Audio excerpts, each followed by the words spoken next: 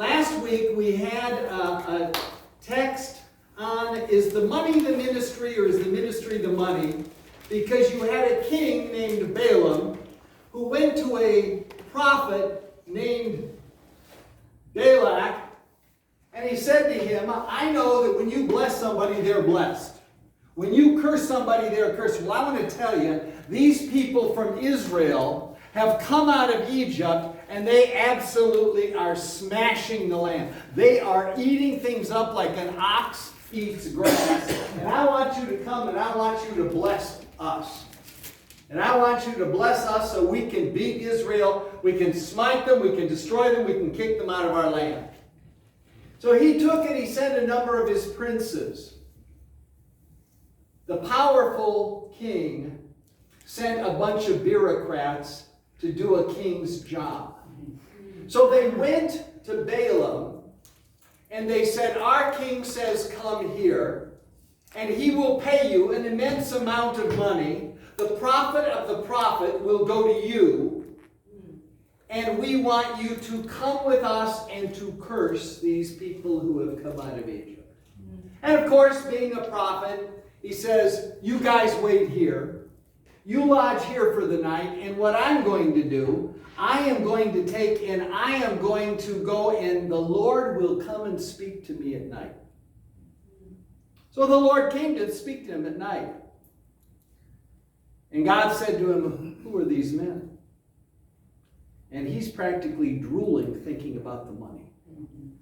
He says, well, this is a delegation from Balaam, king of Moab. And they've come to give me an immense amount of money to prophesy over them. And God says, about these people who came from Egypt, you will not curse them because I have blessed them. They are my people. You cannot curse them.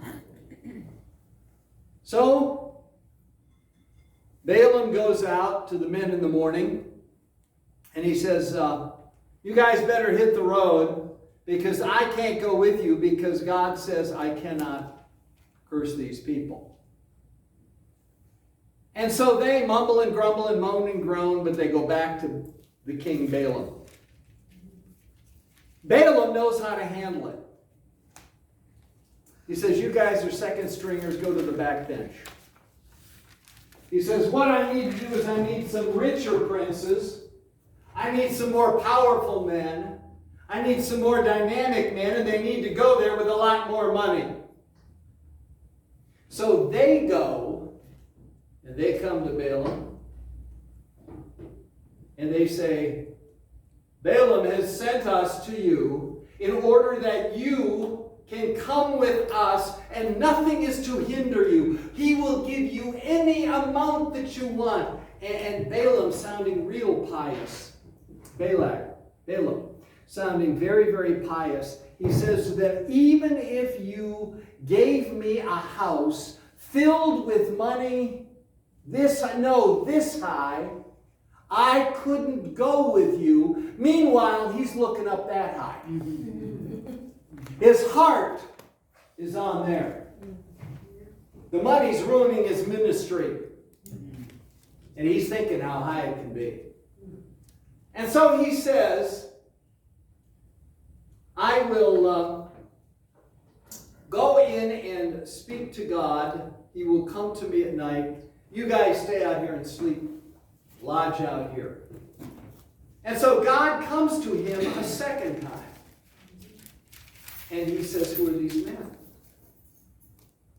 And Balaam tells them. Balak tells them. And God says to him, didn't we discuss this the other night? Have you ever had one of those moments where God said to you, didn't we discuss this the other night? Have you ever had one of those moments where God comes to you and he says, didn't we talk about this the other day? And was there anything I said to you that wasn't clear? And so Balaam is just absolutely, all he can think about is the money. All he can think about is the money. And so he argues with God. And God says, well, okay, if you want, you can go. But you will say only what I say. Okay? That brings us through last week. Now we're to this week. And I want to point out that God has a better tool in a faithful mule than with a starstruck, greedy fool. God has a better tool with a faithful mule than with a greedy prophet who is a fool. That's where we are today. And there is a promise in this text for every pastor, because if God can speak through a donkey, he can speak through anybody. There is hope for everybody when we read this text. So we're going to go and we're going to move through the text, and we're going to take a look. And verse 21, Balaam jumps out of bed. He goes running and he saddles his mule. He's ready to go. He is enthused. He is enthusiastic. God has told him he can go. And so he is just absolutely so excited. He goes and he saddles his mules and he starts chasing after those princes. And I can see he's got dollar signs in his eyes. He's got the money of the ministry in his eyes. He's looking at it and he's ready to go. Verse 22.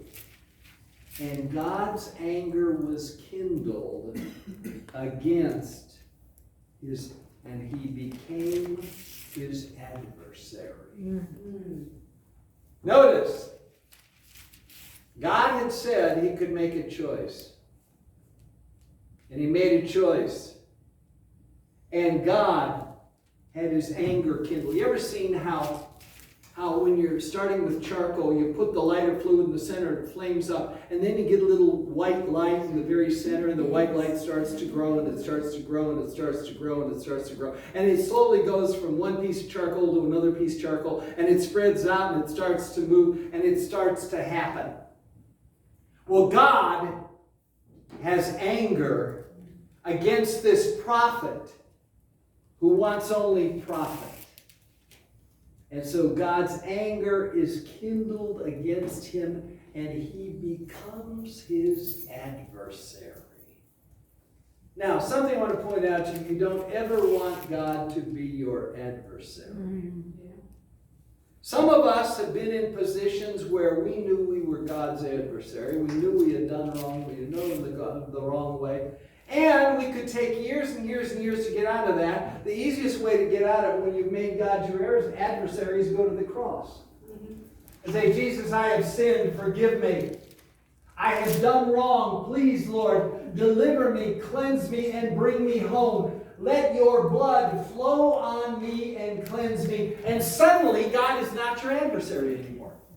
Yes. God is your defender. Amen. God is your brother. God is your friend. But this fella was a prophet who wanted the prophet. And so he didn't do that. And so God became his adversary. And we're going to learn that God can do more as a tool with a faithful mule than he can with a greedy, star-stuck prophet who's a fool. There's a warning in that. And so the ass was driving along, and he suddenly sees the angel of the Lord standing in the road with his hand on the sword, and he draws out the sword of the Lord, and it's flaming, and it's burning, and he stands there, and he's burning hotter than the sword. And the ass sees him in the road. And the ass knows that this is no good. All the prophet sees is money. He doesn't see, he has lost sight of the Spirit of God. He doesn't see the angel of the Lord there in the road with the sword in his hand. And so the ass takes and he comes towards the Lord, and then he runs off into a field because he doesn't want to get anywhere near that flaming sword. He runs off into a field, and Balaam takes his staff and starts beating on the ass. What are you doing? Get back on the road. You see, God can use for a tool a faithful mule much more than a fool whose eye is filled with greed.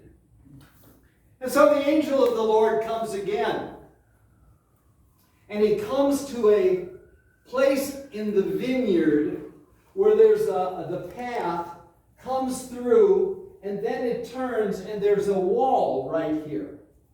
So he takes and he stands with this wall right here, and he's got his hand on the sword of the Lord. And the ass comes around the corner, and the ass is busy looking at the angel of the Lord, and the prophet's busy looking at the prophet he thinks he's going to get.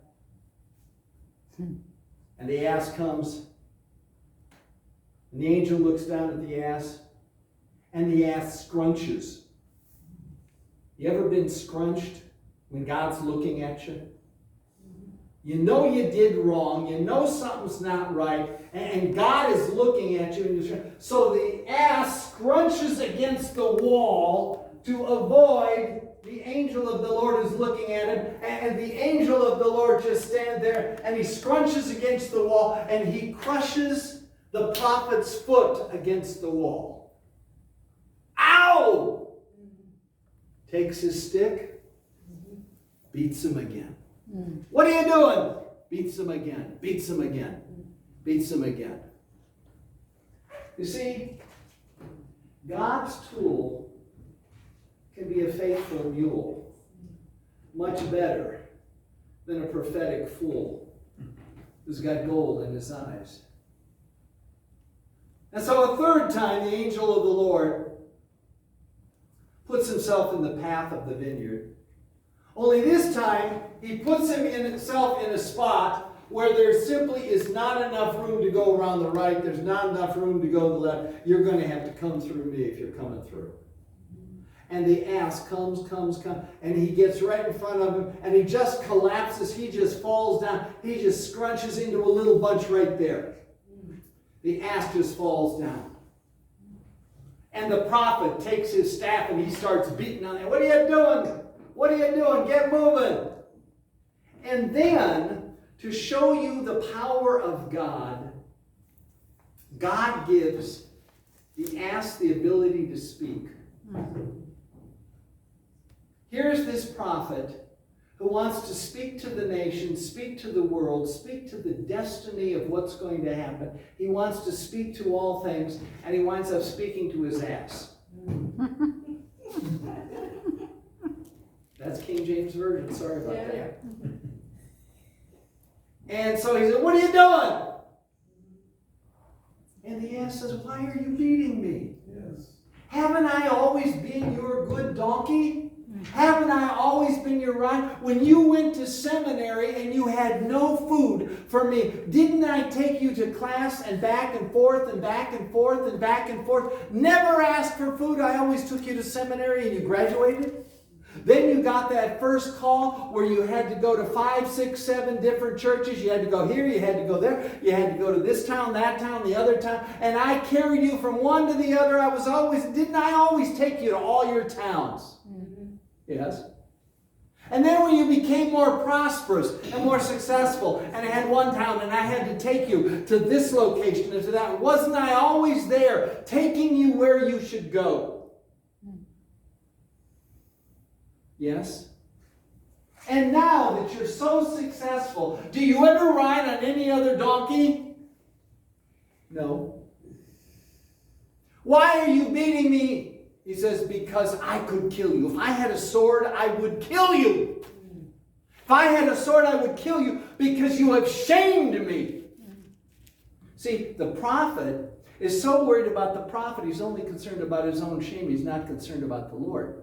Now, I think what actually happened, you won't find it in the Hebrew, but I think what actually happened, when he said, if I had a sword, I would kill you, I think then the angel of the Lord became visible and said, "Do you want to try mine?"